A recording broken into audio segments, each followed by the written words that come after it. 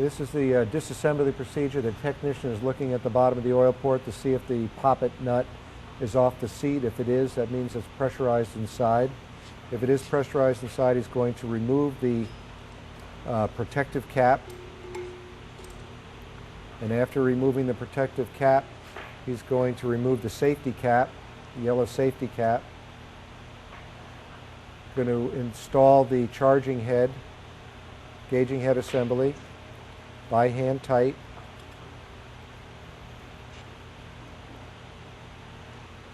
He's going to turn the clockwise valve to open the valve core. If there's any pressure, even if there's no pressure shown, he's going to open the bleed valve and let any pressure, residual pressure, out of the accumulator.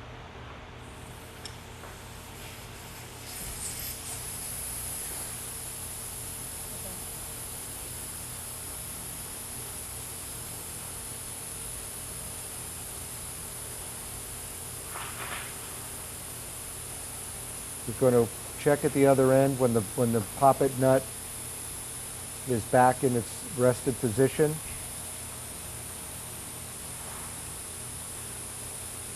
He'll know that it's safe to start disassembly. The gas has been removed. Now we're going to remove the air chuck and remove the tank valve.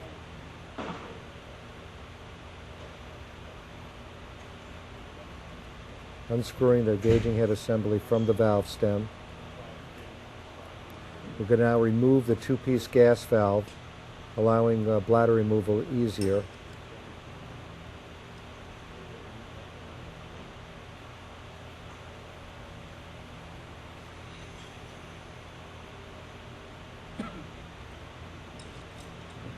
Removing the hex jam nut.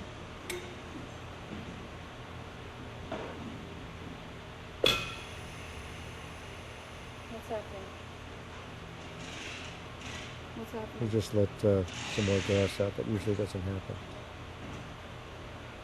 At this point, the technician is going to take the spanner wrench and loosen the outer lock nut.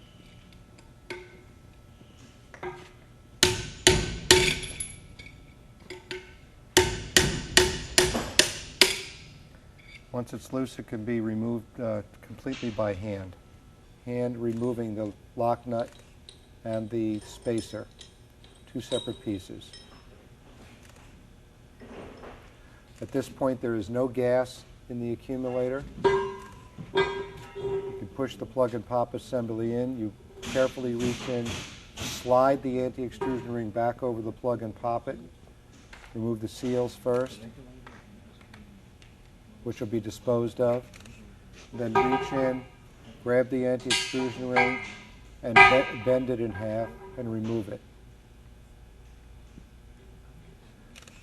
Examine it for me. Yeah, there you go. Technician is examining it to make sure that it's not torn beyond its normal cut.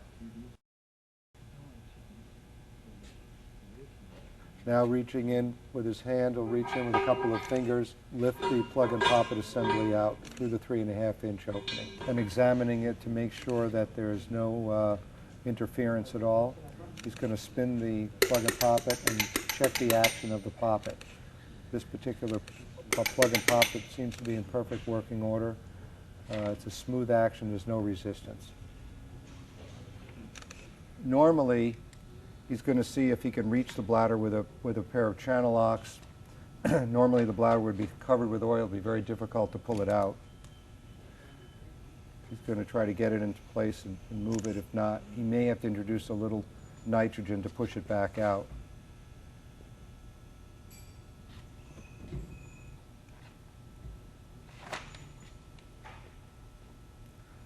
And now once he grabs it,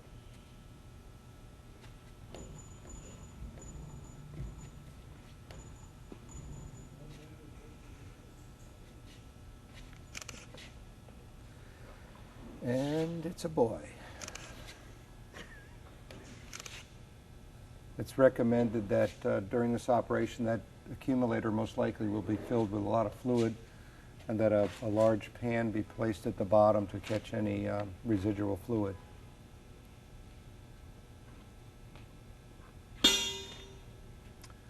That's it. And now bladder's examined to find out where there may be any problem with it, any hole at the top or the bottom.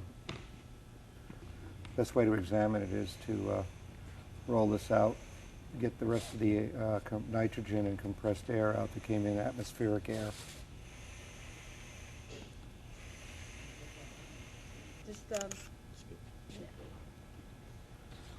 Mark, point out where the pick out would be. If there's a hole 3 inches down from the top of the stem, a little pinhole, that would indicate that there was little or no precharge in the accumulator during operation. It's a classic situation where somebody may have thought they charged an accumulator, or the precharge, this is important, was less than 30% of maximum operating pressure. If an accumulator is operated with less than 30% of maximum operating pressure with nitrogen gas in it, you'll put a pinhole in it every time. You can walk, just kind of, yeah, that's good. And you can walk out.